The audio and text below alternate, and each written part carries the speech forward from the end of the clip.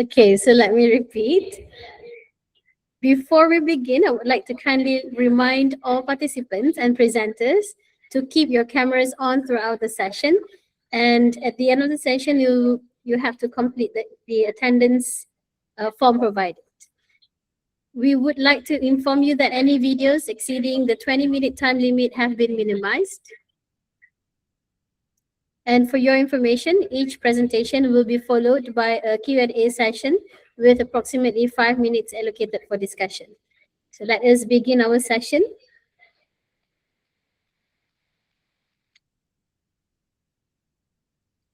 We will now proceed with the presentation of paper ID CHS 26. The presenter is Mr. Muhammad Dia Hafiz bin Kamil, and the paper titled Exploring the Impacts of Construction Project Abandonment on Business Sustainability, a Comprehensive Review.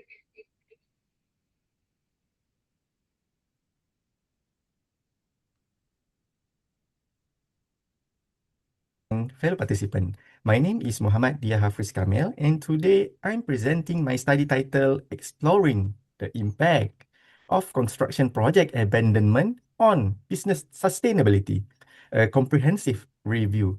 This study examines how the construction project abandonment affect project sustainability, with particular attention to its causes, impacts, and possible response strategies. The main message of this presentation is that project abandonment is not just a delivery failure. It is also a major sustainability issue shaped financial, managerial, political, and also stakeholder-related pressure. Okay, we start now. To begin, the construction project abandonment has become a serious concern in many countries, especially in developing contexts. When a project is abandoned, the consequences go far beyond unfinished structure. Economically, firm face cost overrun, delay return, legal disputes, and heavy cash flow pressure. Socially, abandoned project create distrust among stakeholders and dissatisfaction within affected communities. Environmentally, abandoned site often generate waste, pollution, and further regulatory challenge. Therefore, through this issue should not be viewed only as a project management problem. It should also be understood through a business sustainability lens, because abandonment weaken the long-term viability, resilience, and reputation of the firm, client, and also the policymaker. Based on the problem, the overall aim of this study is to investigate how the construction project abandonment affect business sustainability across different contexts, region, and also project types. To achieve this aim, the study has three objectives. Number one, to identify the main financial, organizational, political, and technical causes of abandonment. Second, to analyze the economic and social consequence imposed on business entities and stakeholders. Thirdly, to explore mitigation strategies that can support the project recovery, resilience, and sustainability redevelopment. These objectives were guided by two central research questions. The first one is what caused the construction abandonment? And secondly, how does abandonment affect economic viability, stakeholder trust, and environmental stewardship? To answer this question, this study employ a systematic literature review, or SLR, aligned with PRISMA framework. This review followed four interrelated stages. These were study selection and screening, and then data extraction, and then quality assessment and risk bias review. After that, uh, we do the data coding and thematic analysis. The search focus mainly on studies published from 2010 onward, with strong attention to developing country context. The evidence base include the peer-reviewed journal article, empirical studies, and case-based literature relevant to construction abandonment and sustainability. This methodological approach was chosen because it provides a structured, transparent, and reproducible way to synthesize scattered evidence from different studies. This slide summarizes the study selection process. Initially, the review identified 1,369 records, consisting of 1,324 database records and 45 additional sources, including manual and gray literature sources.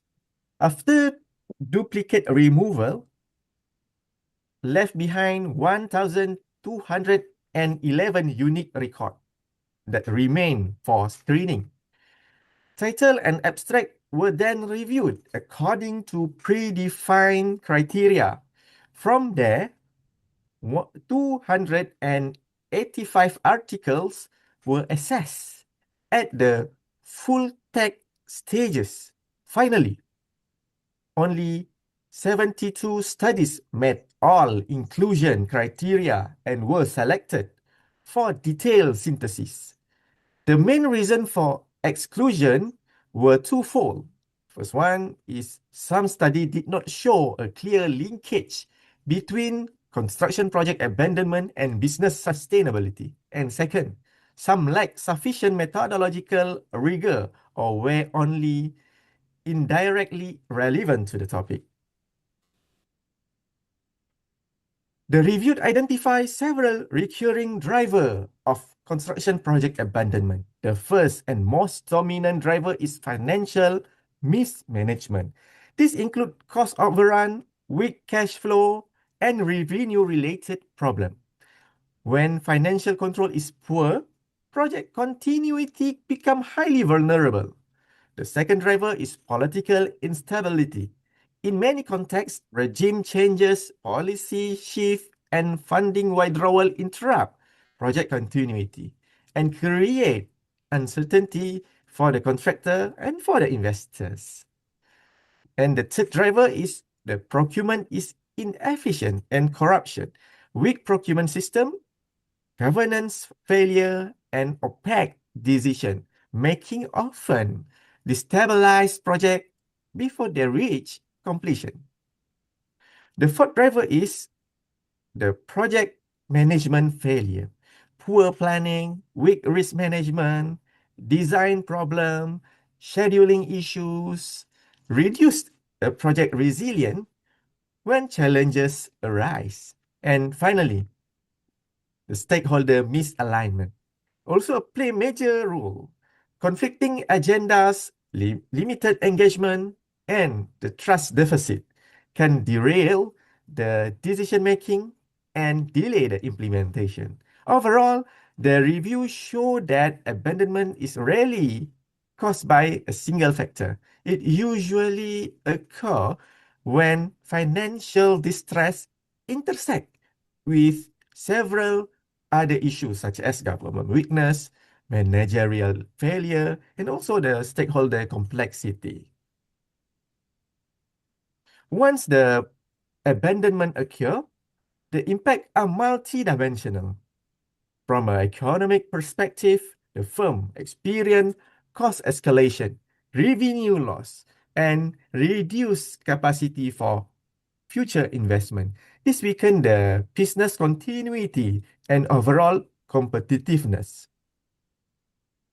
From a social perspective, abandonment damage trust, increase the stakeholder conflict, and create the dissatisfaction among affected communities.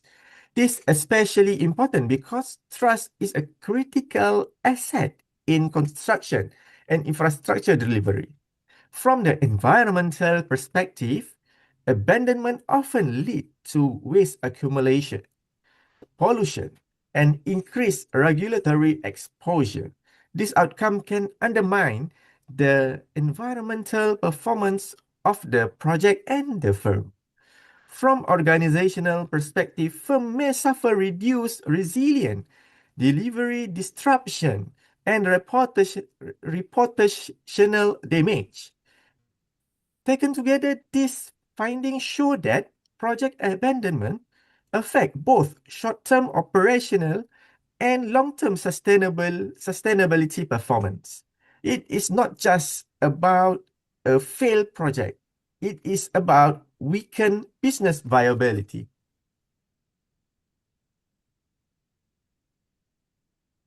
Okay, the review also identifies several important mitigation strategies. The first one is the governance reform. Better procurement system, reduce corruption, and more stable policy commitment are necessary to reduce the structural risk. The second one is stakeholder alignment. Early engagement, expectation of the management and the transparent decision process are essential to prevent misunderstanding and conflict later in the project lifecycle. The third one is stronger project capability. This includes better planning, dynamic schedule control, and improved risk management competence. Project needs system that can adapt when disruption occur. The fourth one is the sustainable innovation.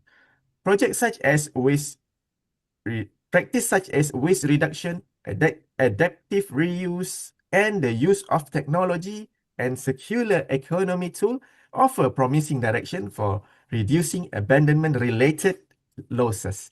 These strategies are consistent with three key theoretical lens highlighted in the review. That is stakeholder theory, complexity theory, and also risk management framework. Together, this perspective explain why inclusive governance, adaptive management, and proactive mitigation are the central to project continuity. This figure presents the overall logic of the review. On the left, we have the key driver of abandonment, include financial mismanagement, political instability, procurement inefficient, project management weakness, and stakeholder misalignment. This driver lead to the central outcome, which is project delay, suspension, or abandonment. Once abandonment occur, it generate major impact in three broad areas that are economic impacts, environment and social impacts, and project and organizational impact. This impact then inform the final discussion area, which include the theoretical and managerial implication, as well as research gap and future direction. So, this figure show a clear progression. Driver lead to abandonment, abandon lead to the impact, and those impact inform practical and research response. In conclusion, this review find that construction project abandonment significantly compromise business sustainability. The dominant driver are financial mismanagement, political instability, and weakness in project and governance system. The consequences are broad and serious, affecting financial performance, stakeholder trust, environmental responsibility, and organizational resilience. Therefore, preventing should not be treated as a narrow operational issue. It should be approached as a strategic sustainability priority for firm, client, and also the policymaker. In terms of future research, four priorities stand out. First, more context-specific strategy are needed. Second, more longitudinal evidence is required to test long-term effective of intervention. Third, more multi-country research is needed to improve external validity. And fourth one, more work should assess the role of technology and circular economy solution in reducing abandonment. To conclude, reducing construction project abandonment requires coordinate action across governance, project management, stakeholder engagement, and sustainability practice. Thank you very much for your attention. I welcome you.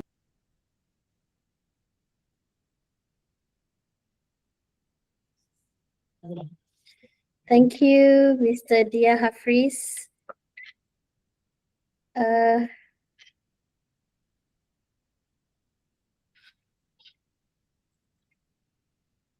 Okay, thank you for your presentation. We will now open the floor for the Q&A session from other participants, if there's any. If you have any question, you may raise your hand or indicate in the chat box.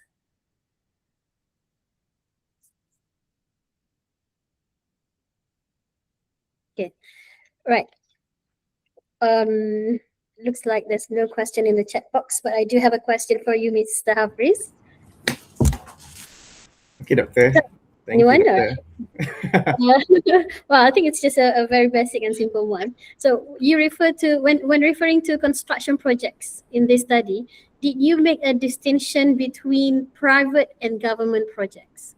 Okay, actually I'm a specialist in construction. I'm a contractor, G7 contractor, and this is my PhD study, part of the PhD study. So for this study, I intend to do both for the private one and the government one, because we have do both, and we see that the pattern now, the trend now, the project is much more harder to be completed because there are several issues and several parameters that had to be controlled. The price, there is so many things, there are so many issues now. So I think we want to, I intend to do both for private and for the government. So in your report of causes of project abandonment, and you have a sequence of causes, do you think, no, based on your research, do both types of project have a similar sequence? No, not similar, and it's also depend on which phase that the project is abandoned. Usually for the private, usually it's about the financial, and for the government, for the private, it's about the owner financial, but for the governments, it's about the contractor financial. So it's actually the same thing, the financial, but it in a different way. So the main causes will be the same. It's still financial either way, but the source of finance will be different. Because I see one of the causes is the change of political regime. Actually the abandoned project, if we see the trend, it in the developing country. So in the developing country, there is so many research that about the abandoned is has been research at the Africa country. So at Africa country, they have faced the regime change so many times. So they put the regime change in their study. So, but in Malaysia, we have no regime change. Oh, okay. So the paper you have just presented, it's a comprehensive review, not not specific to this region. Yeah, not specific, but actually it's overall overview. So there is so many paper by the developing country. Okay. So I think you have to mention that specific. Okay. That's a very important information to be included in your research paper. However, it is. I'm sure you know best. And if there's any more question, is there no more question? I wish Mr. Muhammad Dia Hafiz bin Kamil the very best of luck in getting your PhD. Thank you very much, Doctor. And next, we will now watch the video from the second presenter. Okay, by Dr. Nur Yuhainis Abdul Wahab on the research title Hubungan Antara Inovasi dan Prestasi Perniagaan Firma Pembuatan PKS, satu kajian konseptual. So it's a conceptual paper. The floor is yours, Doctor.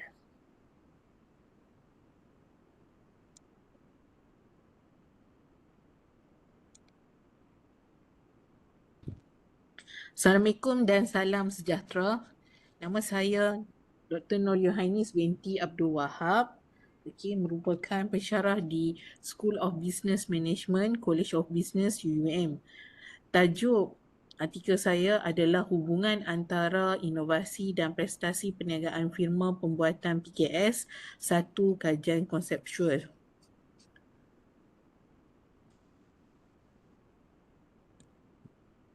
Pengukuran prestasi perniagaan merupakan elemen yang penting dalam membantu mengurus firma perusahaan kecil sederhana menilai kedudukan perniagaan mereka berbanding pesaing dalam persekitaran pasaran yang semakin kompetitif. Sehubungan itu, kajian ini bertujuan untuk mencadangkan satu kerja konseptual bagi menilai tahap prestasi perniagaan PKS di wilayah utara Malaysia serta meneliti hubungan antara inovasi dan prestasi perniagaan. Kajian ini menggunakan pendekatan konseptual melalui suratan literatur terkini bagi mengenal pasti pemboleh ubah utama dan hubungan antara konstruk yang terlibat.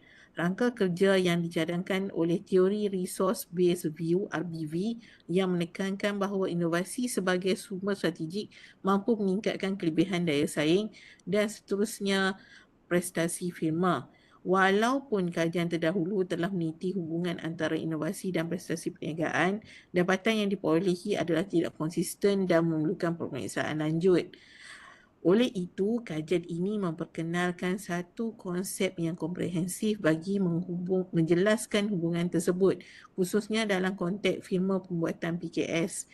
Kajian ini dijangka menyumbang kepada penggayaan literatur sedia ada serta memberikan implikasi praktikal kepada pengurus PKS dalam merangka strategi inovasi yang berkesan untuk meningkatkan prestasi perniagaan.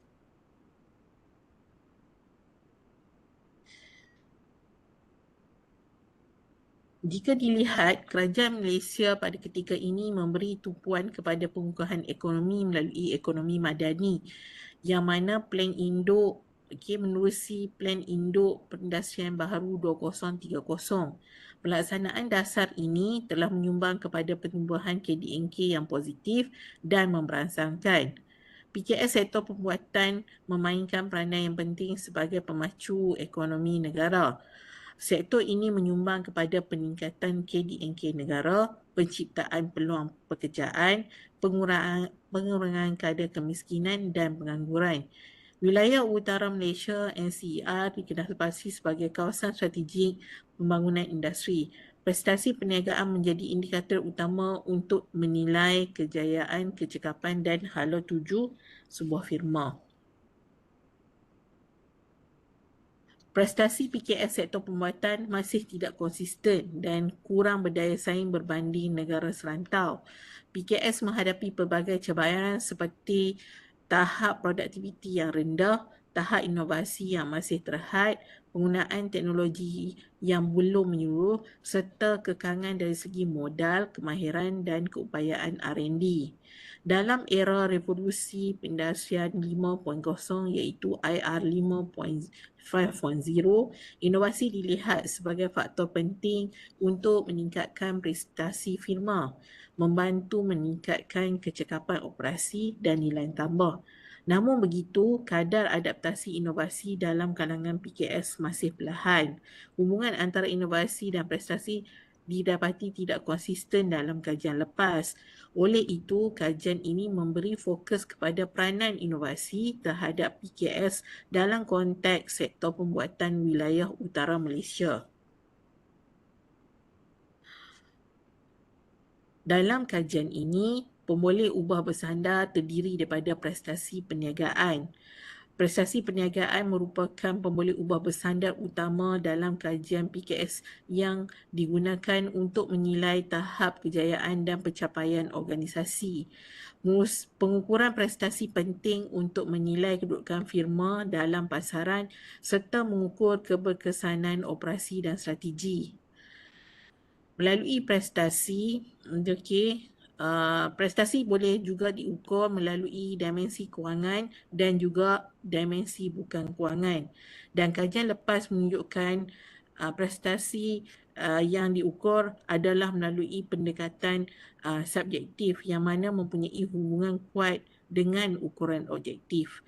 Kajian ini menggunakan pengukuran kewangan secara subjektif, yang mana item-itemnya terdiri daripada pertumbuhan jualan, keuntungan operasi, penguasaan pasaran, aliran tunai dan ROI, yang mana kajian item ini juga diadaptasi daripada Gupta dan Govindarajan 1984.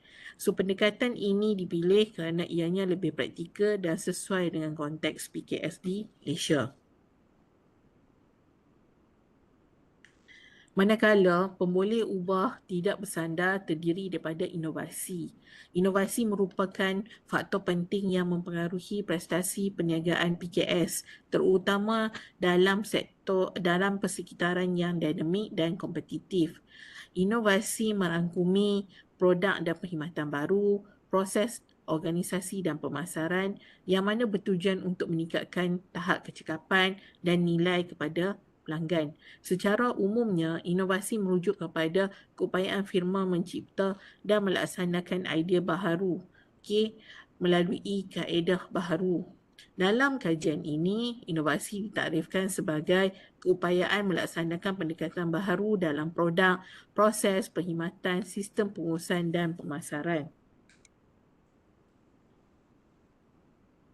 Berdasarkan kajian lepas, inovasi menunjukkan tahap yang mana dapat meningkatkan kecekapan operasi. Inovasi juga dapat memperluaskan pasaran dan menyelesaikan perubahan persekitaran. Walau bagaimanapun, tiada kaedah pengukuran inovasi yang seragam. Jadi dimensi inovasi juga perlu jelas untuk melihat ketepatan analisis. Antara isu utama berkaitan inovasi adalah tahap penerapan inovasi PKS masih lagi rendah yang sehingga boleh menjejaskan prestasi perniagaan pada tahap yang tinggi. Maka fokus kajian ini adalah untuk meneliti peranan inovasi terhadap PKS sektor pembuatan di wilayah utara Malaysia.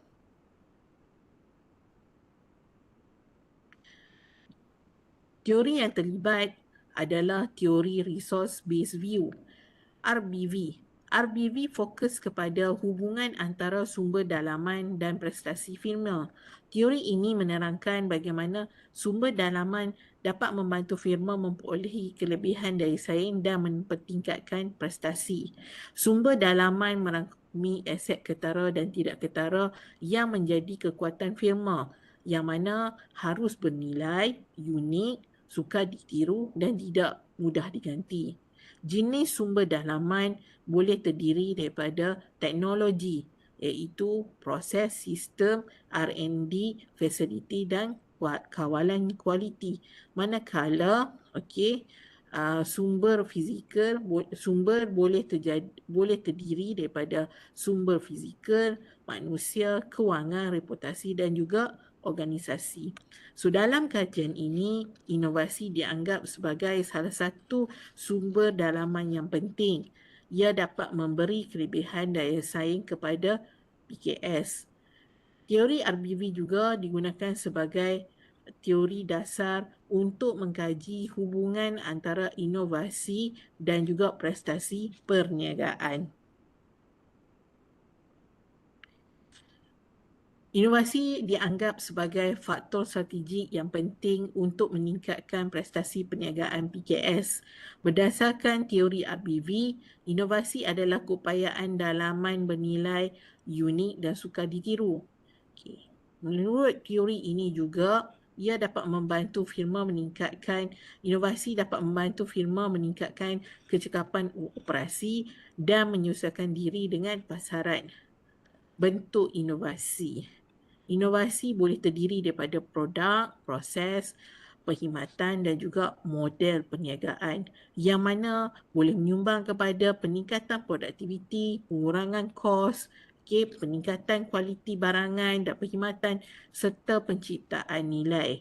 Bukti empirikal menunjukkan inovasi dapat meningkatkan strategi firma dan memberikan kesan positif. Inovasi juga dapat membantu PKS menghasilkan pertumbuhan dan juga hasil yang tinggi serta meningkatkan kecekapan terhadap kos. Inovasi juga dapat menyesuaikan strategi dengan pasaran global serta meningkatkan keseluruhan prestasi. Namun, kesan inovasi tidak sentiasa positif. Ia bergantung kepada tahap pelaksanaan dan keupayaan firma. Selain itu, pelaburan inovasi yang tinggi kadang-kadang boleh menyebabkan prestasi menurun. Ini kerana risiko yang dihadapi adalah peningkatan kos akibat mengimplementasikan inovasi, perubahan pekerja yang tidak dapat menerima inovasi serta isu berkaitan harta intelek. Kesimpulannya, inovasi tetap memainkan peranan penting dalam meningkatkan prestasi PKS. Dan dalam kajian ini, fokus adalah berkaitan PKS sektor pembuatan di wilayah utara Malaysia. Jadi, pembentukan hipotesis kajian adalah seperti berikut. Inovasi mempunyai hubungan yang signifikan dan positif terhadap prestasi perniagaan PKS di wilayah utara di Malaysia. Berikut merupakan kerangka konseptual bagi kajian ini. Berdasarkan kepada ulasan literatur serta pembangunan hipotesis yang telah dibangunkan, satu kerangka konseptual dapat ditunjukkan seperti dalam rajah 1, iaitu inovasi bertindak sebagai pemboleh ubah tidak bersandar, manakala pemboleh ubah bersandar terdiri daripada prestasi perniagaan firma PKS. Kesimpulan daripada kajian ini adalah kajian ini meneliti hubungan antara inovasi dan prestasi PKS di wilayah utara Malaysia. Ia memberi gambaran yang jelas terhadap peranan inovasi dalam meningkatkan prestasi PKS. Di samping itu juga, kajian ini dapat menekankan bahawa banyak PKS yang masih lagi kurang memberi perhatian kepada pembangunan inovasi. Kajian ini juga turut memberi pemahaman awal terhadap peningkatan prestasi PKS dalam sektor pembuatan. Impak kepada pengurusan PKS. Kesimpulannya, kajian ini dapat membantu merangka pendekatan dan program baharu untuk meningkatkan prestasi. Kajian ini juga dapat memberi panduan untuk mengatasi cabaran operasional dan pengurusan. Impak terhadap kerajaan dan agensi. Kajian ini turut menyediakan bantuan, nasihat dan sokongan terhadap pengurusan PKS. Selain itu, kajian ini dapat menyokong peranan PKS juga dapat menyokong, kajian ini juga dapat menyokong dapatan terhadap pertumbuhan ekonomi dan daya tahan PKS di Malaysia. Kajian masa depan disarankan adalah untuk menyertakan bukti empirikal bagi mengesahkan model kajian ini.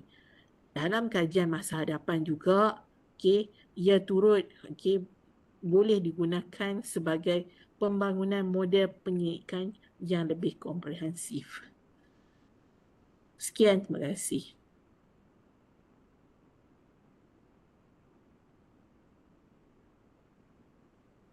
Okay, terima kasih Dr. Nur Yuhainis. Do we have any question?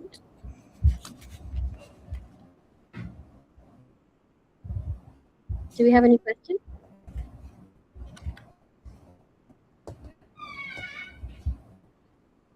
Okay. Yes, izinkan saya untuk bertanya satu je soalan, Doktor. Boleh. Okay, dan inilah literature review kan? I mean, konsep paper. Ya, konsep paper. Firma pembuatan PKS. Ya.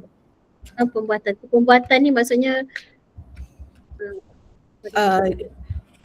Kalau nak ikutkan deformasi sektor pembuatan ni dia sebenarnya melibatkan proses transformasi daripada input kepada output lah. Yang mana dia melalui proses lah. Proses tu maksudnya kita mengubah lah daripada sesuatu barangan fizikal kepada output yang lengkap. Contoh antara yang terlibat, contoh antaranya F&B, pakaian, kosmetik, perkayuan, jentera berat dan sebagainya lah. Jadi disebabkan dia conceptual paper, jadi tak adalah dibuat perbezaan spesifik sektor pembuatan kan sebab tidak sebab subsektor dia begini, dia sebenarnya dalam kajian ni saya tak letakkan bahagian metodologi. Kalau nak diikutkan, kalau kajian yang lengkap sebenarnya pada bahagian metodologi kita membuat sampling berdasarkan kepada sektor. Maksudnya pecahan sektor dalam sektor pembuatan. Kenapa sektor pembuatan dipilih? Disebabkan atas faktor inovasi dan teknologi banyak digunakan dalam PKS lah especially. Dan sektor pembuatan itself ada subsektor dia juga kan? I mean, setiap subsektor tu ada teknologi berbeza. Ya, sebab tu dalam kes ni kajian yang digunakan ni dia menggunakan inovasi secara umum. Maksudnya kalau kita tengok definition inovasi sendiri pun masih lagi tidak tetap, yang mana pengukuran dia pun masih lagi tidak jelas. Jadi antara salah satu sebab yang membezakan kajian ni dengan kajian lain adalah dari segi penggunaan item lah. Okay. Alright. So itulah, kita bila kita tengok konsep paper pun dia masih lagi like basic lah, raw, baru nak cari. Ya. Okay, kalau ada lagi tak soalan lain? Is there any more question? Especially from business faculty. Tak ada. Okay, terima kasih Doktor. Terima kasih. Okay, now let us continue with our third video by our presenter today, Mr. Muhammad Khairuniza Maula Muhammad Akhir, with the title Transforming Organizational Politics into Positive Outcomes, the Mediating Role of Political Skills on Employee Innovation and Engagement. Also another conceptual paper. Okay, let's hear from Mr. Muhammad Khairuniza Maula. Assalamualaikum warahmatullahi wabarakatuh and good day to all of you. My name is Muhammad Khairuniza Maula Muhammad Akhir. I'm from College Polytech Mara. Today I'll be presenting my conceptual paper titled Transforming Organizational Politics into Positive Outcomes. So this study focuses on how political skill can transform organizational politics into employee innovation and engagement. This paper looks at organizational politics from a constructive perspective. Traditionally, politics seen as a negative. However, this study argues that politics can actually produce positive outcomes depending on how employees respond. The key mechanism here is a political skill, which includes social attitudiness, interpersonal influence, networking ability, and apparent sincerity. The main contribution of this paper is shifting the narrative from managing the damage of politics to leveraging politics as a strategic resource. Organizations are naturally political environments. They are always competing interests, limited resources, and power dynamics. Traditionally, organizational politics is viewed as harmful, leading to stress and dissatisfaction. However, a more recent perspective suggests that politics is not inherently negative. Its impact depends on how individuals interpret and navigate it. The key gap here is we know politics can be negative, but we don't fully understand how it can produce positive outcomes like innovation and engagement. So the main issue is why do some employees thrive in political environment while others struggle? Since politics cannot be eliminated, the real challenge here is not avoiding politics, but managing it effectively. Existing research focuses too much on negative outcomes and ignore individual capabilities. Therefore, this study asks how can organizational politics can be transformed into a strategic resource. And the answer proposed is a true political skill as mediating mechanism. So for research objective and questions, we divided the research objective into four main objectives to the four main criteria. The first one is to examine the relationship between organizational politics regarding innovation and engagement. Second one is to examine how politics relates to political skill. The third one is to analyze whether political skill mediates these relationships. Finally, to develop a conceptual framework. The research question follow the same structure, focusing on relationship and mediation effects. Next, for literature review, previous studies strongly support the idea that organizational politics leads to the negative outcomes such as stress, burnout, turnover, intention. This is known as the politics as stressor perspective. However, this perspective assumes that employees are passive. This study challenged that assumption by suggesting that employees are actually active agents who can navigate political environments. The theoretical foundations here includes social exchange theory and equity theory. This theory suggests that outcomes depend on how relationship and fairness are perceived in organizations. So, a political skill as strategic capability, we can see that political skill is the core concept in this study. It refers to the ability to understand others and influence them effectively. It consists of four dimensions. The first one is social attitudiness, which is understanding the situations. The second one is interpersonal influence. We can say like persuading others. Networking ability, building connection, and apparent sincerity, being seen as genuine.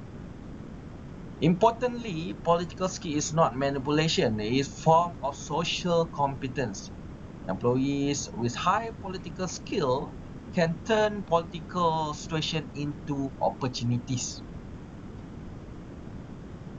So, this proposed conceptual framework in this study.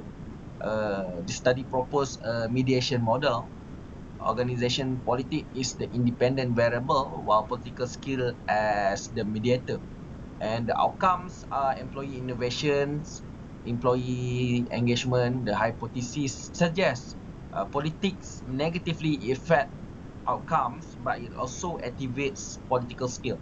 Political skill then positively affect outcomes. So political skill explain how politics can be transformed into positive results.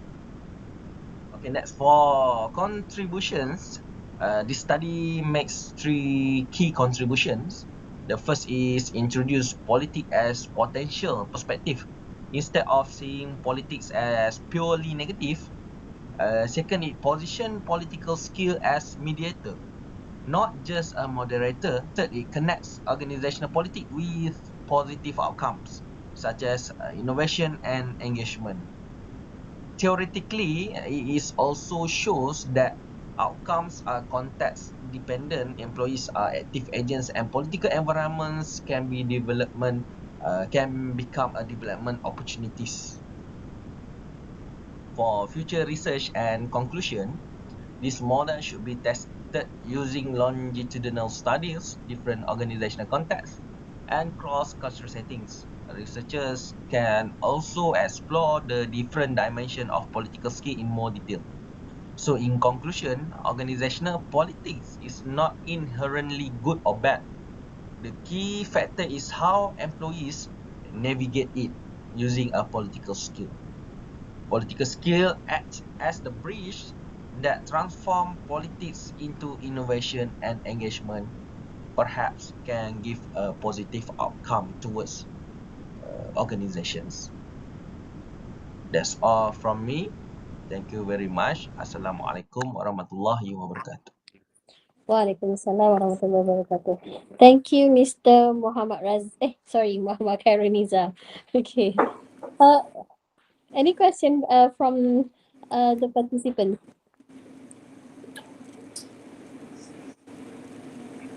No question? Okay. Well, I do have question. Well, I have a lot of questions. A lot. No, I mean for each paper here, I have Oh, okay, question for each okay, one of sure. you. I forgot. I didn't get it. What's your IV earlier? I missed the IV part. Independent variable tadi apa dah? Oh, independent variable. Yeah? Organizational politics. Yes, organizational politics. And then you have the political skills as the mediator, and Yes, then the mediator employee, and the, yes, for and the employee innovation and engagement. and then you have dependent variable, employee innovation and engagement. Yes. How do you come about choosing these variables? Why is engagement one of the DV, not another mediator?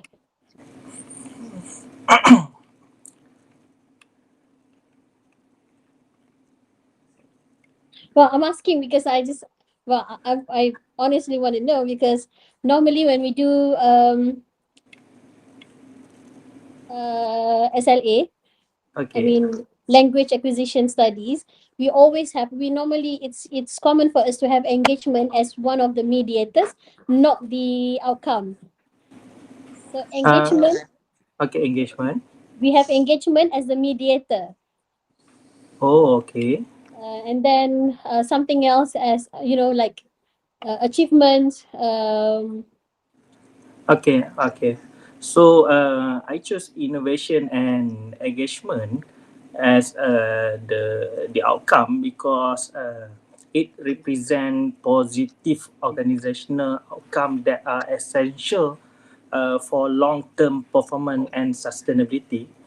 Because while many studies focus on negative outcome such as stress, turnover, fewer studies explore how politics influence proactive behavior. So the keyword is proactive behavior, like innovation and engagement. Through political skill, they can encourage employee to have a positive outcome regarding their innovation and engagement. So it is a part of my conceptual idea, and also part related to my PhD thesis. How do you measure engagement then? Measure engagement. Okay, so for measurement, actually I'm still in developing and finding the right measurement for the engagement and innovation. So not ready, prepare yet to answer that question. Okay. Well, obviously you have read more than, I haven't read anything on this. but just from my understanding of how engagement works, it looks like engagement somehow makes employee become more, engagement can increase employee innovation, something like that. I mean, when people are Okay. engaged, then they tend to make more innovation. Well, that's Yes. another angle that you might want to look at, since you said you Okay. don't have the instrument yet, but Okay. just Okay. Thank you. Thank you for the point. uh because we do engage studies. I mean, we have papers on engagement, so you might just want to take a look at that. Okay. Okay. But Sure. Thank you. Okay. and again, good luck to Mr. Muhammad Khairul Nizam Maula. Is that all your name, Muhammad Khairul Nizam Maula bin Yes. Muhammad Akhir? Is that No. correct? I don't have bin. Oh, Bin. Muhammad Khairul Nizam Replace Maula bin Maula. Muhammad Yeah. Maula Akhir. tu ganti bin. Maula is the bin, Masya Allah. Maula is bin. Oh, okay. Well, I'll get to know you later. Okay. Sure. Okay. Thank Thank you. you very much. Thank Excuse you. me. Hello. Any Can more I say questions? something? Yeah. Can I say something? I want to comment.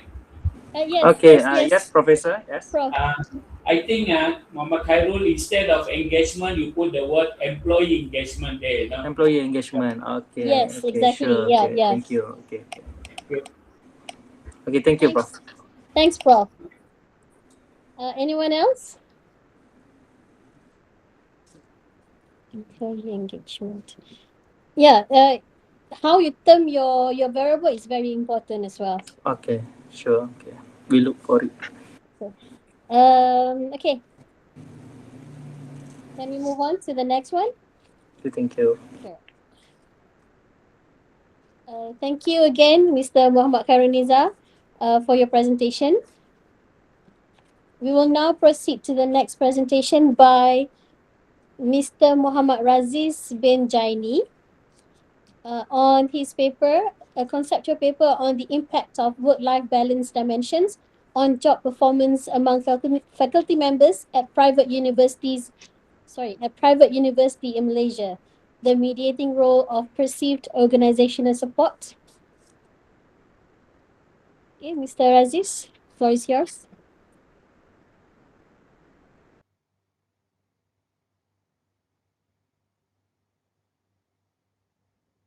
Assalamualaikum. Very good day to everyone. My name is Muhammad Raziz bin Jaini. I'm the main author representing co-authors Dr. Nur Intan, Dr. Azura and Dr. Wan Mansara. We are from University Technology Mara. I would like to present my paper on i-LEdHS 2026. It is a conceptual paper, the impact of work-life balance, dimensions on job performance, the mediating role of perceived organizational support among faculty members in Malaysian private universities.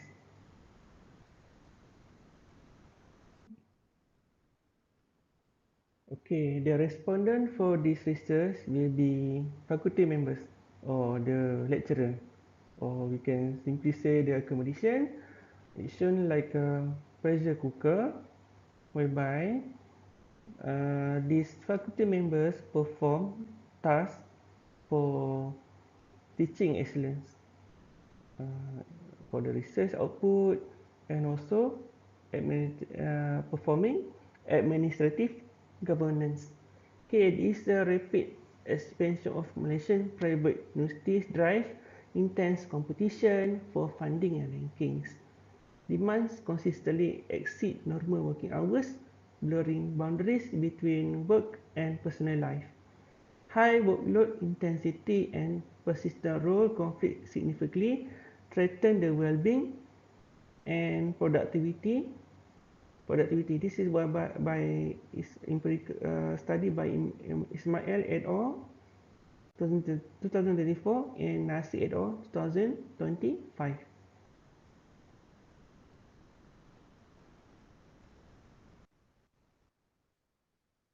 Okay, next slide is on the gaps in literature, moving beyond the flat scale. Okay, for the past, okay, work-life balance shows as a seesaw. Okay, most existing studies treat work-life balance as a single variable, missing the nuance of high performance environment. So, which means past research they are only using single or one unit of dimension to measure work-life balance. But for the contemporary research, the multi-dimensional reality, they are using 4 dimensions. Okay, based on the multi-directional spillover, there are work-to-life conflict, work-life conflict, work-to-life enrichment, and life-to-work enrichment. Okay, so in between these 4, there will be organizational support. Okay, current framework overlook the multi-directional spillover, the interplay of both conflict and enrichment, and fail to account the crucial institutional mechanism, which is the organizational support.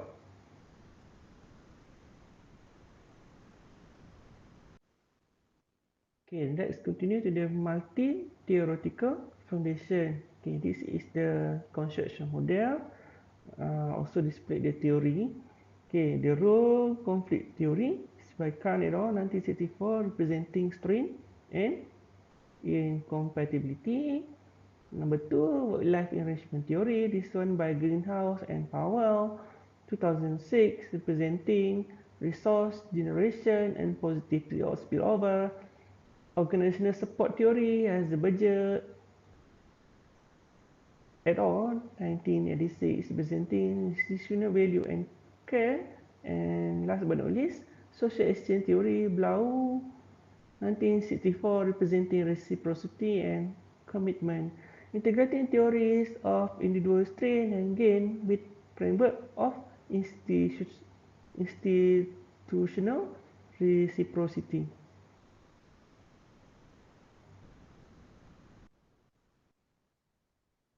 Okay, let's continue on the deconstructing spillover, the 4 dimensions. So the 4 dimensions, just now explain more on this slide. Okay, there's a direction of spillover, work family versus family work, and also balance of spillover, conflict negative versus enrichment positive. Okay, work interference with family, WF, example, teaching preparation disrupt family time. Work to family enrichment, WFE, example, professional achievement, boost family well-being. Family interference with work, FW, example, personal duties, reduce academic focus. Family to work enrichment, for example, supportive family, enhance work engagement.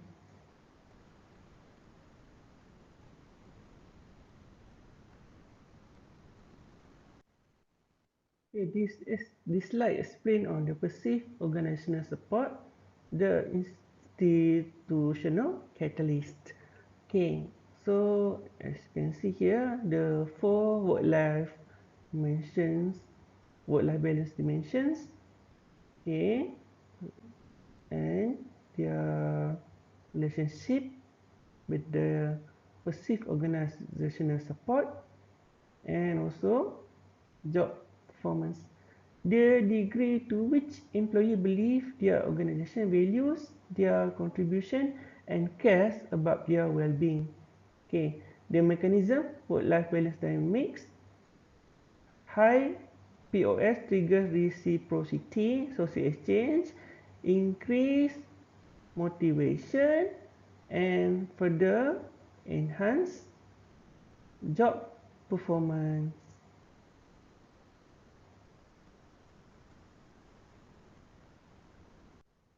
Okay, this slide explain on the structural blueprint and the hypothesis based on the past research.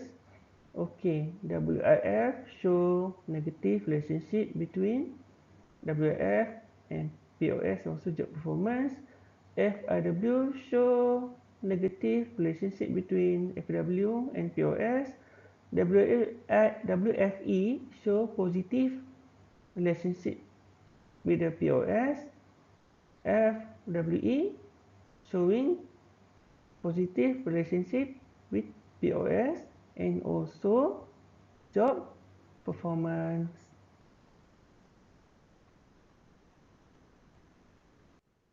Okay, next slide touch on a little bit on the methodology. Okay, we are using quantitative cross-sectional design. Okay, based on the target population, faculty in Malaysian private universities. Sampling method will be used is stratified random sampling, ensures regional and institutional representation. Sample target 200 to 350 respondents. Sample size specifically targeted to meet rigorous PLS SAM analysis parameters by Hay et al. 2021. Okay, let's continue on the validated measurement instruments. Okay, first is work-life dimension, work-life balance dimensions as independent variable adapted from multidimensional measure of work-family conflict by Carlson et al. 2006. POS mediator measured via the survey of perceived organizer support by Azerbaijan et al. 1986. Job performance dependent evaluated using individual work performance questionnaire designed by Koopmans et al. 2014.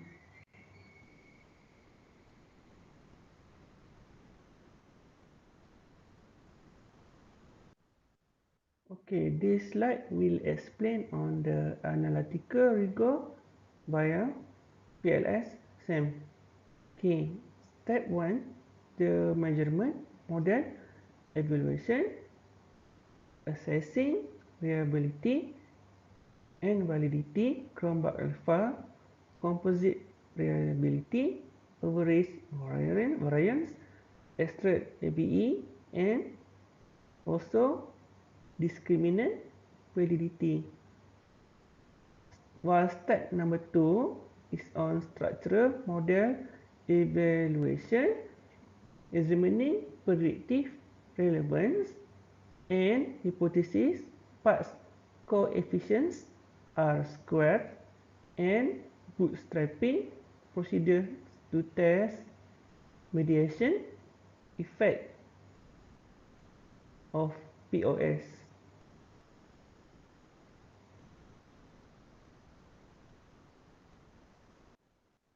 Okay, this slide will explain on the research contribution from the empirical theory to institutional action. Okay, first, implement flexible scheduling and fair workload allocation policies. Number 2, cultivate leadership support, research grants and monitoring opportunities. And the third one, invest in comprehensive well-being initiative to mitigate role overload. Okay, supportive environments shape academic well-being, reducing burnout and driving institutional effectiveness.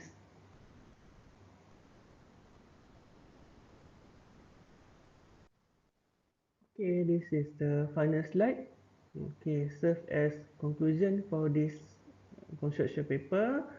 It serves a foundation for future higher education systems. Okay, by integrating multidimensional spillover with organizational reciprocity, this framework shifts the focus of academic performance from individual burden to institutional capability. Okay. This conceptual model provides the essential architecture for future empirical studies within the Malaysian private university sector and beyond. Okay, I hope you all enjoy the presentation. This is the final slide of the presentation.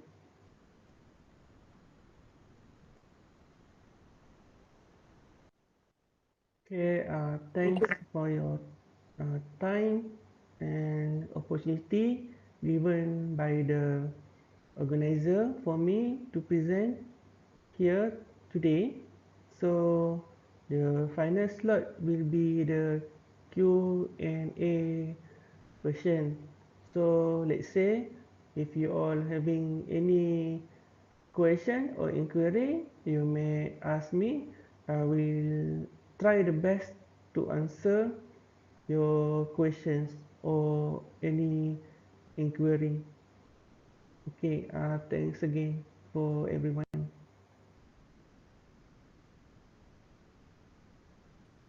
Thank you very much, Mr. Muhammad Raziz. Betul juga. Welcome, Doctor. Okay. Any question from the floor?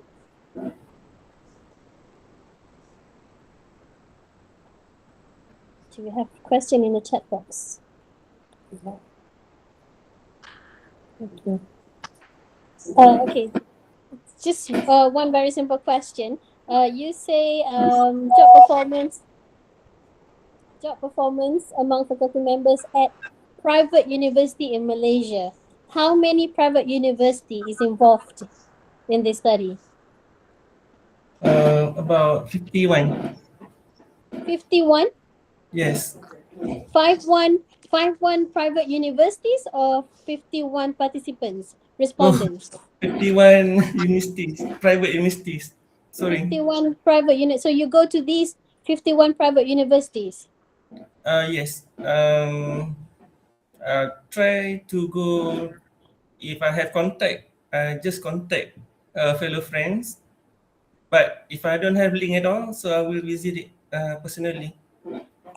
Do you differentiate the private universities, because we have international owned or foreign countries owned private universities and local private universities.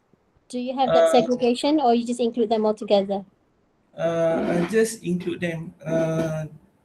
For example, if the university, for example, just like Monash, they run the university here, but the staff is actually local people. So that one I include to the study. So local, when even if they are private, international owned university, they do have similar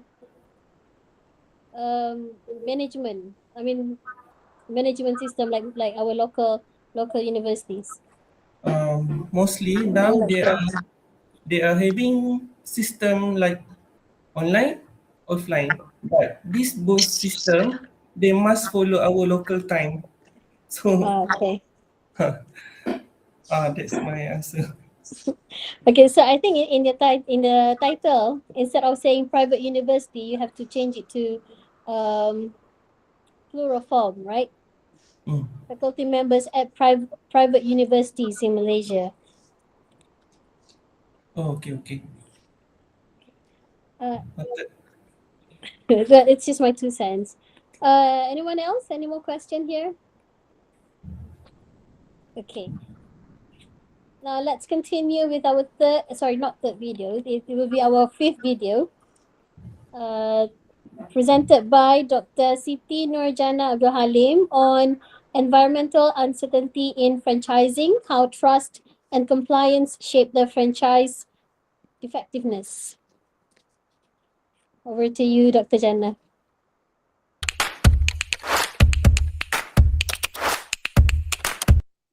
Assalamualaikum warahmatullahi wabarakatuh, and hi everyone. I'm Dr. Siti Nurjana binti Abdul Halim from University Utara Malaysia, who like to present to you a research with title Environmental Uncertainty in Franchising: How Trust and Compliance Shape the Franchise Effectiveness. In Malaysia, this franchising industry continues to expand rapidly due to the extensive government policies emerging of entrepreneurs to operate the established brand through this franchise system. There are both external and internal pressure such as economic fluctuations, developments, social movement, including boycott campaign, which create an additional challenge to the franchise operation, which is between franchisor to franchisee, and the employees in the franchise. Trust become the main subject in the maintaining workplace stability during this unexpected condition. The unexpected condition is referring to the environmental uncertainty. So, this study aimed to examine the relationship between trust and compliance within the franchisee and franchise employee, which moderating by the environmental uncertainty in this industry. The recent changes such as boycott movement and shifting consumer sentimental have created this environmental uncertainty for this franchise business. The external pressure may affect the employee morale, lack of motivation, untrusted towards the franchisee, workplace relationship, and operational compliance. Based on the introduction and problem statement, there are two research objectives and two research questions for this study. For the research objective, the first one is to examine the relationship between trust and employee compliance in this franchise outlet. Second, to identify the moderating roles of environmental uncertainty in relationship between trust and compliance. We move to the research question. The first one is, what is the relationship between trust and employee compliance in franchise outlet? And second, does environmental uncertainty moderate the relationship between trust and compliance? The significance of the study. For the theoretical contribution, this study contributes to the existing literature in the field of franchising, organization behavior, and also workplace relationship. Extend the applications of social exchange theory in the franchising context by emphasizing the role of relational exchanges between employees and also the employees, franchisees leaders. Next is practical contribution, a valuable insight for the both employee and franchisee with the franchising ecosystem. And also this study will highlighting the perceptions of the employees to the franchisees when there are external urgency happen, which is referred to environmental uncertainty. Next, we move to the literature review. First is about the theory, social exchange theory. This theory explains the foundations of understanding relationship between two parties in this organizational setup. For this study, is referred to the employees who work in the franchise outlet and also the franchisee. The SCT highlights on the social interaction, which is based on the reciprocal exchanges when individual respond to the positive treatment with the positive behavior. So this is the theory for this study. Next, we move to the first independent variable, which is the trust. Trust is a primary component of effective workplace relationship, and according to Putra, the existing of trust in the relationship contribute to the value for the organization decision are made in their best interest. Compliant, the willingness of employees to comprehend organizational rules, procedure, and also the standard. This compliant is a dependent variable for this study. And in franchising system, compliance is particularly important because franchise outlets must maintain their standard practices to protect their brand consistency and service quality. And next we move to our moderator variable in this study, which is environmental uncertainty.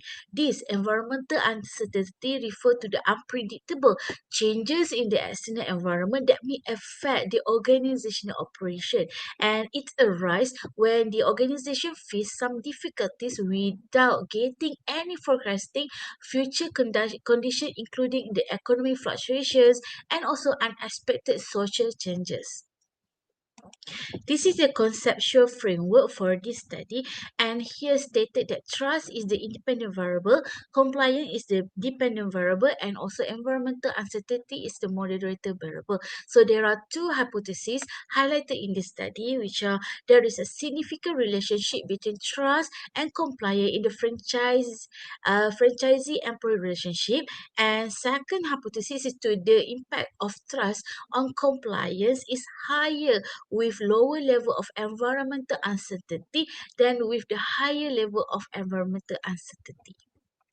We move to the methodology. This study adopted a quantitative research design. The population of this study consists of employees working at the franchise outlet in Malaysia, which covering only for the food and beverage franchise industry.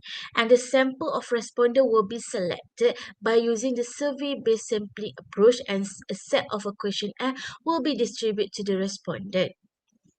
And the data will be analyzed using the software SPSS or Smart PLS. Result and the discussion. The result is expected to have a significant positive relationship between trust and compliance from the employee's perspective. For instance, employees who have a trust on their franchisee leaders are more likely to comply with the organizational rules and also the operational standard. Next, the environmental uncertainty is expected to loosen up the relationship between trust and compliance in the franchise setting outlet. At the overall, environmental uncertainty is expected to moderate the relationship between the trust and compliance, strengthening the influence of trust in uncertainty environment. Last but not least, the conclusion. In this uncertainty environmental, franchising continues to play a vital role in Malaysian business area, which serve as a key driver for the economic growth.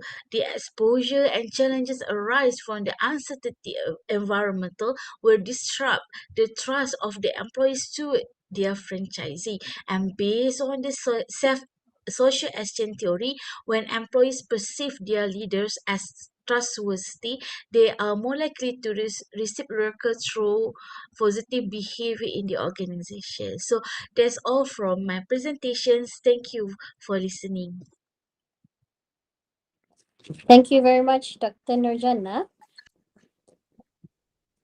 So that study on environmental uncertainty and franchising, how trust and compliance shape the franchise effectiveness, and it involves employees as the respondents. Yes.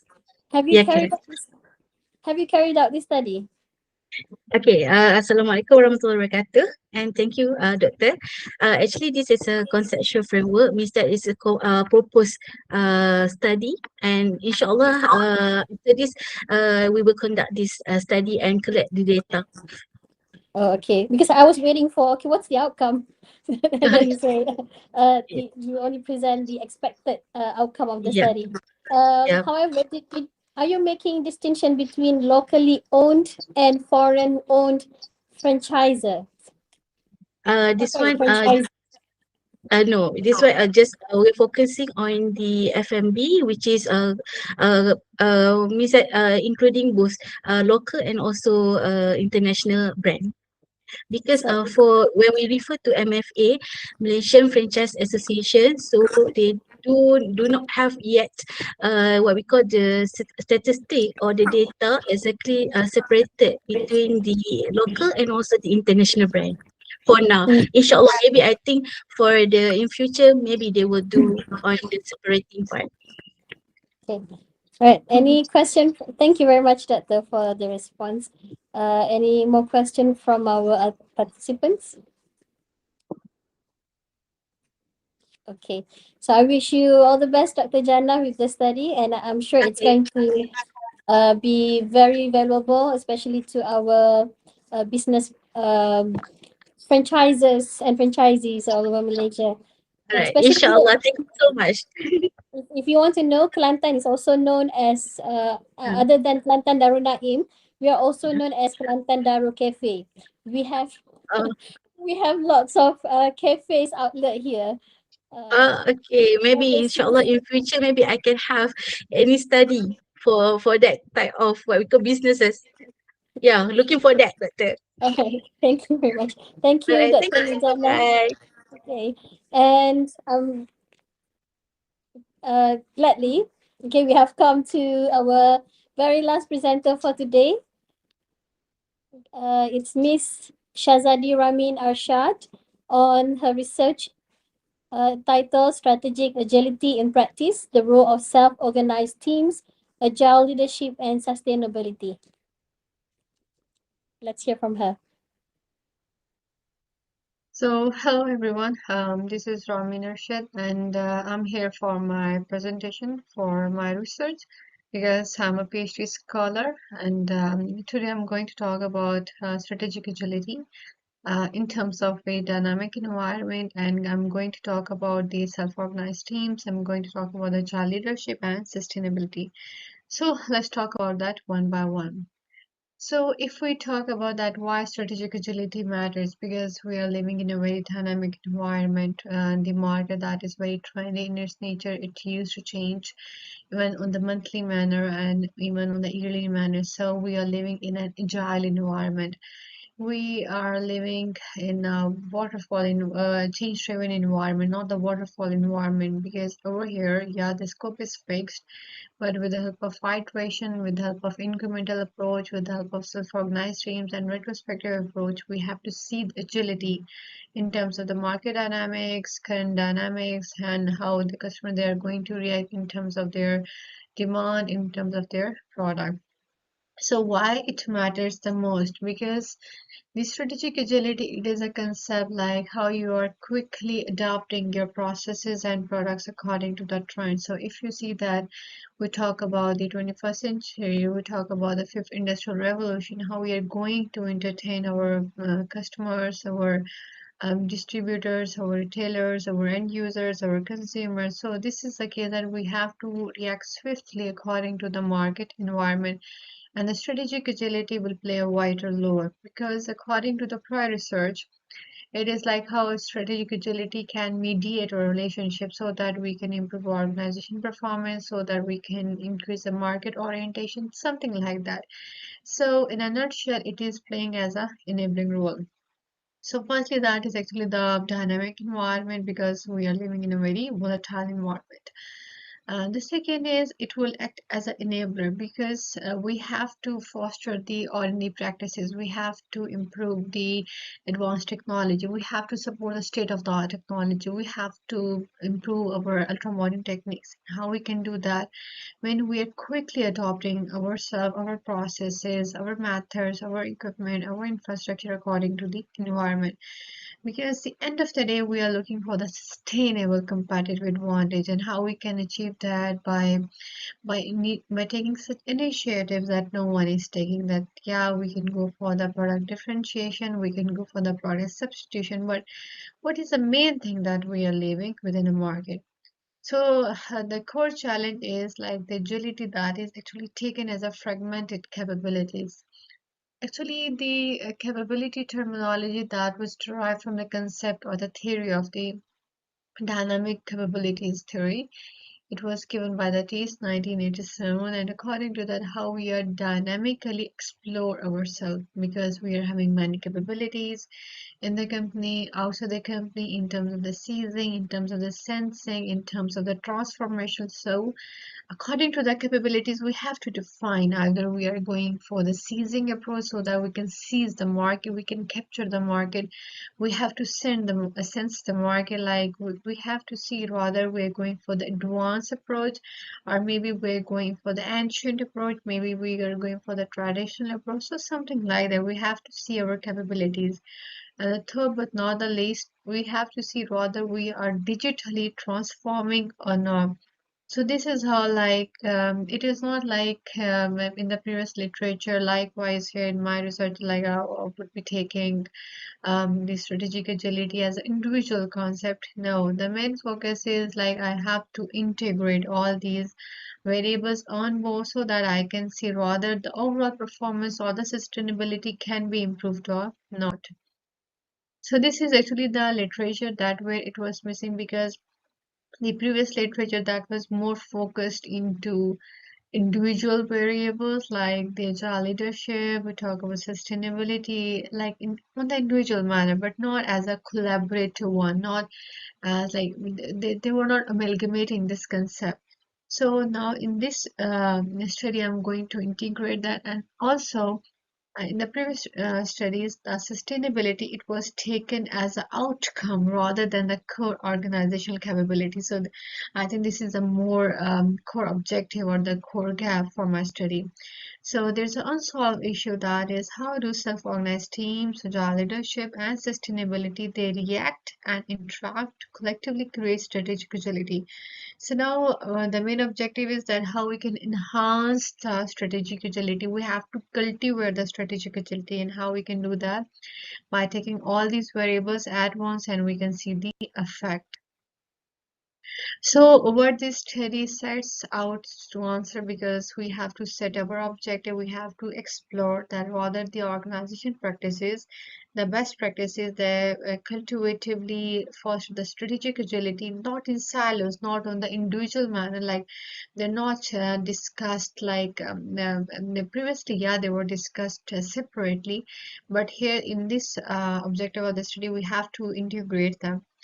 The research question is what organization practices enable firms to develop and sustain for the longer period of time, that is the strategic agility in a very volatile environment. So the core focus is we are going to see as a self-organized team. Why the self-organized team? Because it is the fourth core objective of the agile project management. Whenever we talk about the agile project management, we talk about the iterations, we talk about the incremental approach, we talk about the retrospective team, we talk about the self-organized team. So now the self-organized team, that is more related to the theory why, how the team they are behaving in a collaborative manner, how they are contributing towards each other, how they're achieving their goals together. So this is the main objective, that we have to mention that it is a self-organized team. It means they're self-sufficient enough, they are expert enough so that they can take their decisions in a collaborative manner. So it means I'm talking about the decentralized teams. So how this study advances the literature? There are three main things over here. We talk about the sustainability core, that is the main objective that everyone is talking about. We talk about the integrated system, how we can integrate all these things at once so that we can achieve the objective. And then we talk about the emergent agility. Emergent agility, it is like the situational agility. It is like a strategic agility. We have to make certain tactics, then it would be the short term, and if we take the strategic agility, that is for the long term. But taking the small tactics so that we can achieve the overall strategic agility. So if we talk about the key theoretical shift, we have to see strategic agility, that is reconceived as an emergent capability, not as a static source. Don't take it as a static source, take it as a dynamic source, take it as a volatile source so that it can change the market. Agility understood as a system of interacting mechanism, not the separate practices. Because whenever we talk about the agility, it is like we talk about the change-driven approach, we talk about the 10 knowledge areas, we talk about the 49 processes on board, and together how we can change the company, the market, the practices, everything. So these best practices, like they are taken together in terms of the quality, even communication, scope, cost, everything on board. So they are taken together, not as a separate practices. And then the sustainability evaluated to the core capability, not as a peripheral outcome. So it is like, taking it as a result, but yeah, you have to take all of the digital transformation practices in terms of the sustainability. Actually, when we talk about the sustainability, we talk about the broader overview. We talk about the triple bottom line performance. We talk about economic factors, social factors, environmental factor, that how we can achieve the sustainable advantage within a company. And the companies, they must have to create green practices, they have to create green product, green processes, so that they doesn't disrupt the environment, and they can achieve the maximized revenue in terms of the economic performance and according to the social welfare of the employees. So something like that. So to take this sustainability factor as a core capability, not the simple outcome. So this framework will move how the models are integrated so that it will create a unified whole structure.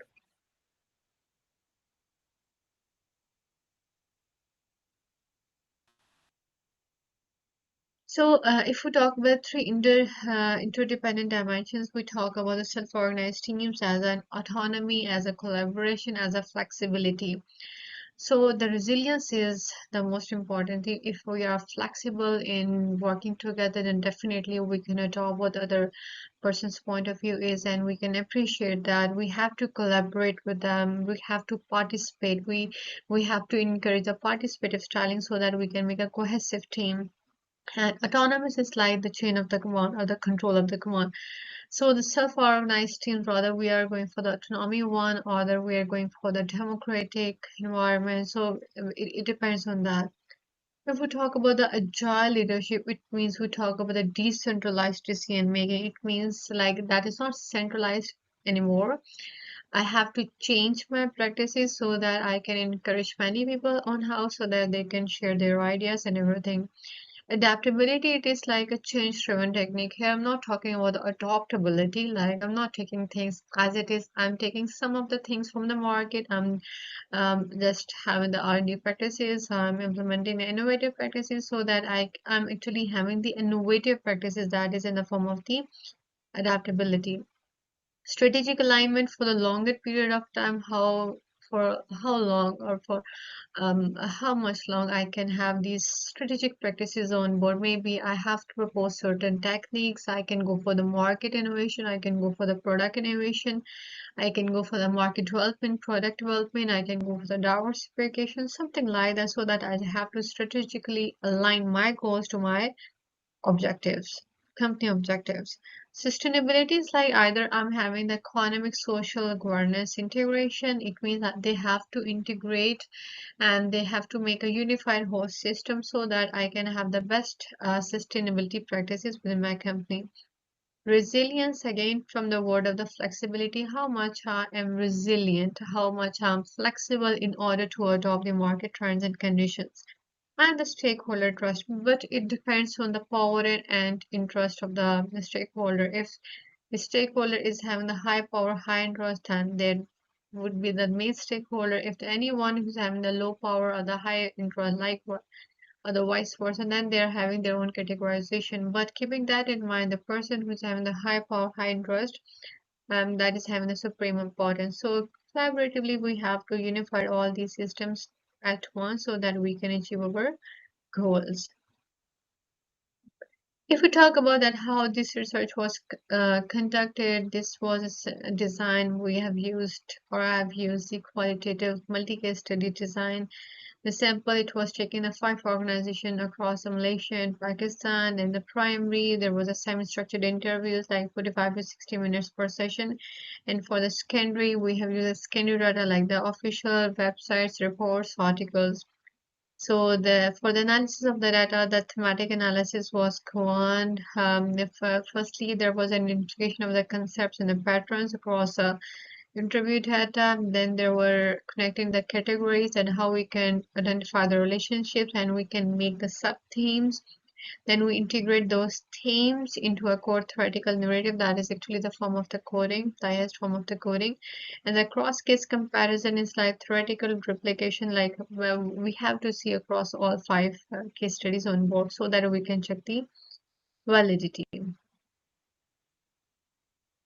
So if we talk about that, how the research revealed, we talk about the three dominant themes, that is self-organized teams, agile leadership, and sustainability.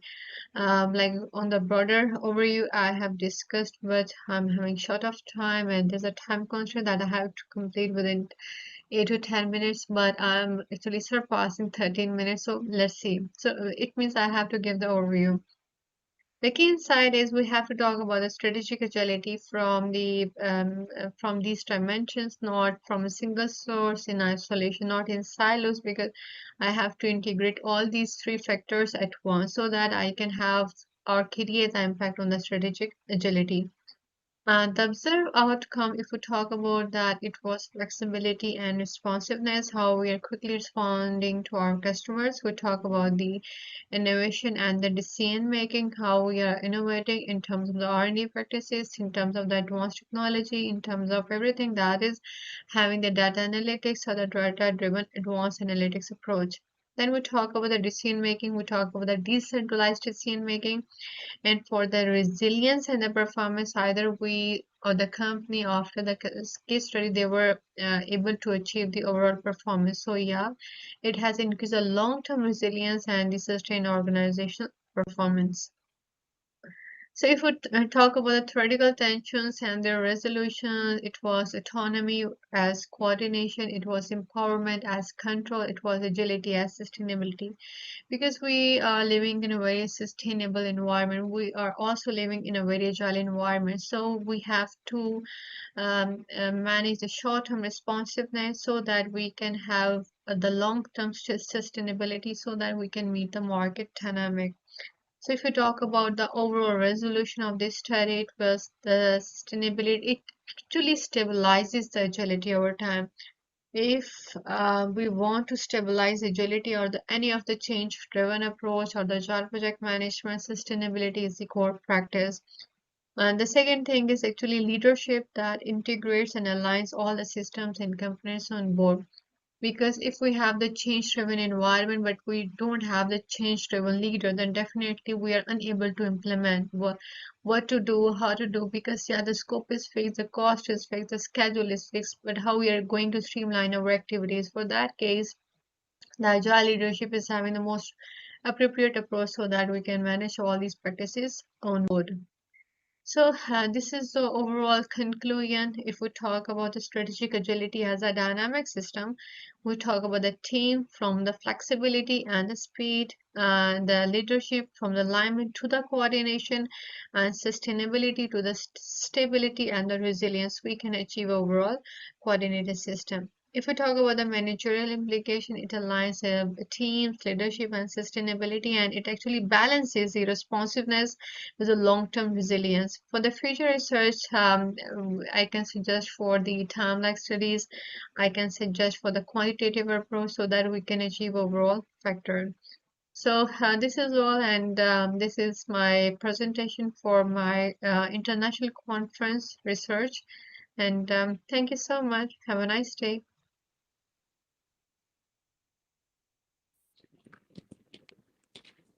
Thank you for the insightful presentation. And I think this study addresses a timely and relevant topic for today, particularly in linking strategic agility with sustainability. Unfortunately, Ms. Shazadi Ramin is not able to be here with us today. If anyone has questions for the presenter, or if you are interested in a collaboration opportunity, please contact i-LEdHS committee for her contact details. We have now come to the end of our parallel session. So, do you have any questions from people? Oh, she's here. Okay, so we have Miss Ramin is here with Ms. us. Shazadi Ramin here. Do you have any question for her? Call. Is there any question for her? You may email the committee, and then we will forward the questions to her directly. Because unfortunately, I can also right now, if they want, if they wish, I can do it right now in front of them. No, Do you have any question now? Probably not. They're all surprised. Because Google is not working over here. Yeah. I think It's that okay. I can listen and I can answer right now. No worries. No, I didn't think there's any question from the participants right now. Yeah. But thank you very much, Miss Shazadi Ramin, for the sharing. On your video, can you please on your video and I want to say hi to them?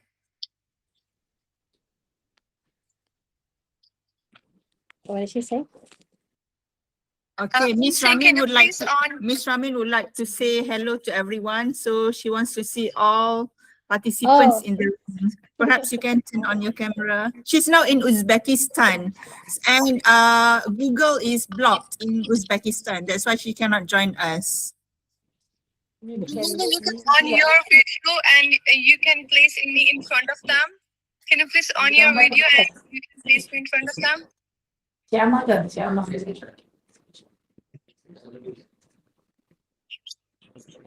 It's not very clear here. You can just wave hi Oh, to them. okay. Okay. I can do it right now.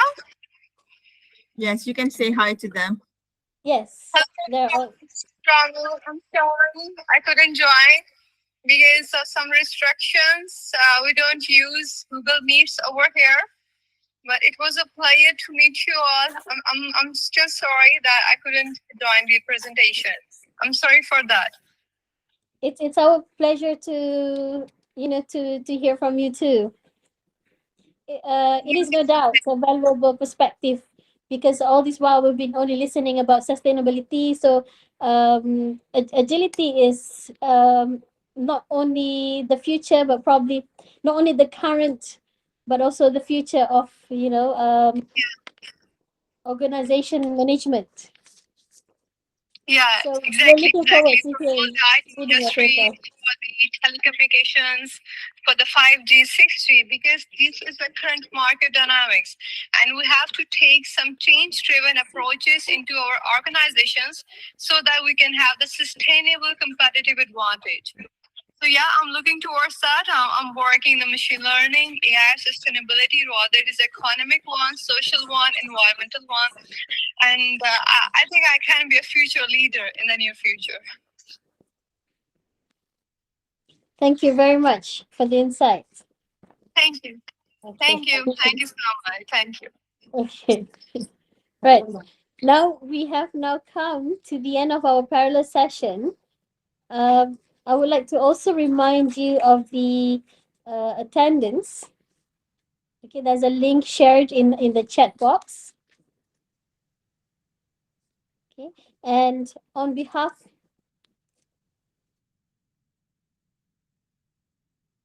we would like to have another photo session.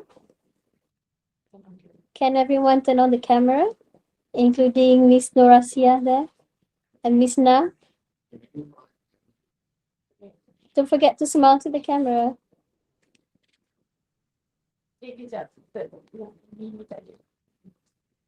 Miss Rajanu Hidayah, smile. Show me. Okay. On behalf of the organizing committee, I would like to thank all presenters, judges, and participants for your active participation and valuable contributions. Don't forget to join us tomorrow for the announcement of the best paper and other best presentations. And thank you for today, and have a pleasant day. Have pleasant day for the rest of your day. Thank you very much. Assalamualaikum warahmatullahi wabarakatuh.